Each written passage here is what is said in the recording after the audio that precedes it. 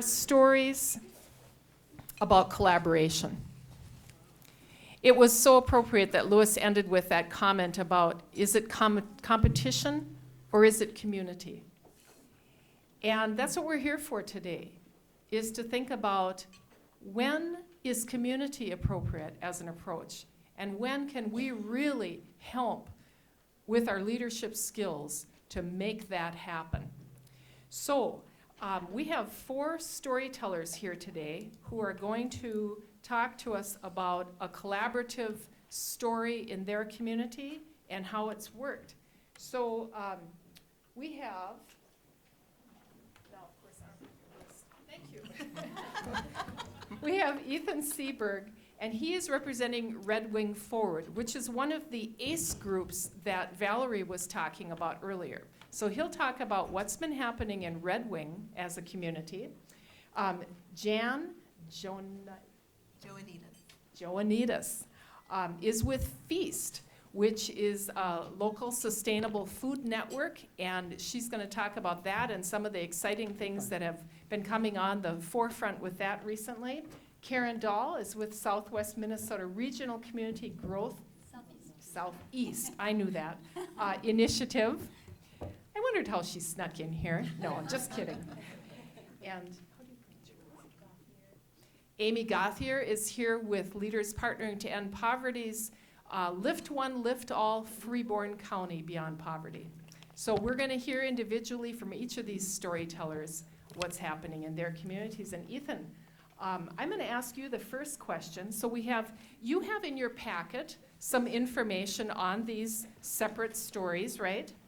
And so the questions we're going to ask today, the first one is, what was or is the impact of your collaborative project on your community or region? Did you say we just had an hour? Was that as long as we Sorry about that. Red Wing Forward, as you and Valerie mentioned earlier, is so brand new. Our impact, really what we can say is that we exist. We found interested partners that what's so interesting, as Valerie mentioned too, is it's an economic development training that we're supposed to be working on. And we have brought together certainly people who have a vested interest in our economic development, but also when you start seeing executive directors of social service agencies getting involved in economic development, you know that's got to be a success of some sort. Mm-hmm. So we're fairly new, but that we really hang our hat on involvement.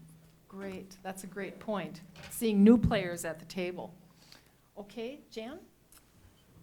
Hi, I'm just going to, under our project description, just in case you didn't read this, so Feast is a collaborative of many organizations, individuals, institutions, working to grow a sustainable local and regional food system which encourages innovation.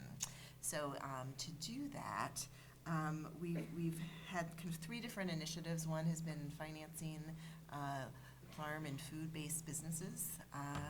One has been doing some events to grow public education and interest and support for local food producers and makers. And one has been also kind of building the networks of technical assistance. And we have kind of our signature, I guess I'm going to call it our signature piece, is that we did an event in Rochester last year where we brought together, it was called the Feast Festival, Local Foods Festival and Trade Show. And what happened was we, had the public come and meet their local food makers and growers from not just Minnesota, but from kind of a 3-state region. And we also had buyers from those areas come, and we have gotten some preliminary research back, but most of the people who attended as exhibitors, who were either farmers or food makers, have increased buyers. So they met new people, new businesses to sell their products to, so grocery stores or institutions, that sort of thing. So that is a very tangible sort of outcome we've had. We've also, with our Feast Finance Network, we've met with a number of different producers and food makers who've needed assistance in finding financing, and have assisted about a dozen of them in actually getting some additional financing for their businesses. So I'll leave it at that. Excellent. Thank you, Jan. Karen? Hi, it's my pleasure to be here today to talk a little bit about the Community Growth Initiative that has gone on in southeastern Minnesota for the last year. We've all been hearing a lot about Destination Medical Center and also Journey to Growth.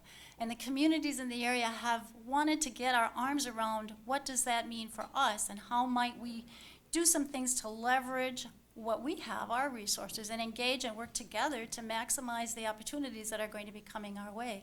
We had this conversation with Southeastern Minnesota Initiative Foundation, and they began to work with us. They sponsored a program called, I'm sorry, it was a $100,000 grant opportunity to bring together all the communities in the area to have some good discussions about these things. And we actually brought 30 communities together across 8 counties, and we began to talk about what does this mean for our region.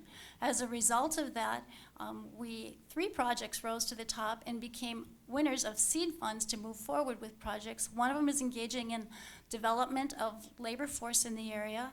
One of them is engaging in developing marketing and branding opportunities for the area and assessing what we already have in this region. And the third is to do some extension of trails in Fillmore County. Thank you. Amy?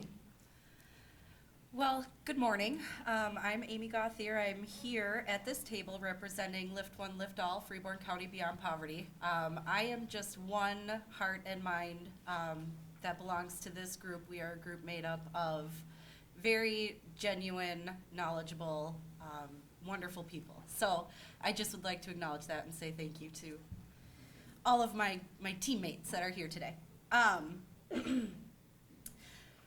Lola, as we like to refer to this project, began about 9 months ago with Blandon and the Leaders Partnering to End Poverty Initiative in Freeborn County. It's hard to say what our impact on the community has been or will be because it's still in progress. It's something that we're working on every day and right this minute. What we've done as a group is taken time to identify local systems, how they function in our community, how they serve our residents, and barriers that our community members and neighbors that live in poverty might face in navigating these systems to move themselves and their families out of poverty. We are working to identify solutions and take action. One big thing that our group has done is build trust and relationships with everyday Albertlians and Freeborn County residents. We've done that through listening at community conversations, inviting people to the table that have not been heard before or felt like their voice didn't matter. And what we did there is truly listen to their experiences, to their issues, to their concerns. And through doing that, we're able to reach out, engage, and build trust. Wonderful. That last is a really good point because so much of what happens in collaborative efforts is maybe intangible. And those intangibles are maybe even more important than the tangibles sometimes. All right, well, we're going to move on to the second question then. Ethan asked me before, he said, so do you want me to sugarcoat this or should I tell it like it is? And I said, you know, there isn't time in life to make all the mistakes yourself, so the way to do it is to learn from the mistakes others have made. So the second question is, what are some of the biggest challenges you faced in collaborating on this project? I'm glad in a segue on mistakes, you've come to me. We had, through the ACE training process, we heard over and over again as we were asking community development questions, we heard over and over that community branding, that brand for Red Wing was what was necessary. And that's been a theme that's been carried for well over a decade now. So we as a group said, hey, we'll do that. And as a matter of fact, it's one of the strategic planning points for our city and the city council. The response from what I guess would call vested interest in the community, those folks who make up tourists and business interests and all these different, the kinds of groups we tried to reach out to and whose members were actually sitting on our Red Wing Forward group, their response was, what gives you the right which is, really the biggest hurdle. We have some definite, strong silos in our community. And as a matter of fact, during ACE, we sat down with the community of Marshall, Minnesota, and told them about what our economic development team looked like. Our Visitors and Convention Bureau, the Chamber, and how they interact or don't. And they were shocked, Marshall was. He said, we got rid of that model in the late 1970s. We hold on to it dearly. And so that's really our biggest challenge so far has been what can grassroots interests do against vested interests who wonder what we're up to. Very good advice, yes. Jan?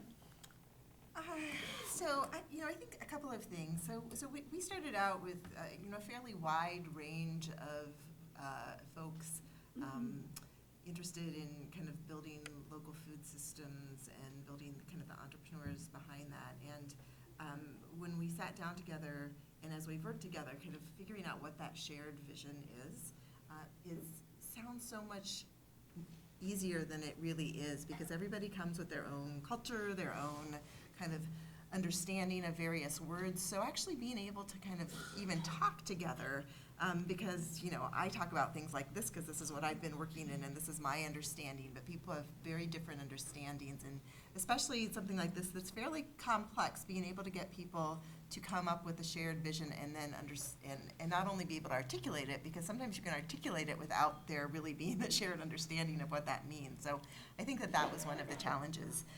Another challenge that I often had a really great experience. I worked at the university for a number of years doing community university partnerships, and we hired an artist one time to actually do some kind of performance art to explain how you may want to bring everybody to the table, but everybody kind of comes with their own chairs, and some people come with like big leather rolling fancy chairs, and some people have like barely stools that they can barely sit on. And I think it's important to realize where different people are coming from. We had people involved who were, from institutions that were fairly well resourced. We had individual, kind of volunteers who were kind of coming on their own dime and putting their time into it. And it's okay to have a breadth of that, but it's important to understand that and be cognizant of it. And also, if you want those people at the table, there may be times that you need to kind of give somebody a chair or find ways to help them. So we really kind of worked on ways that those people that were really engaged and wanted to be involved and could bring something to the table, kind of helping to find the chairs so that the chairs would be a little more even.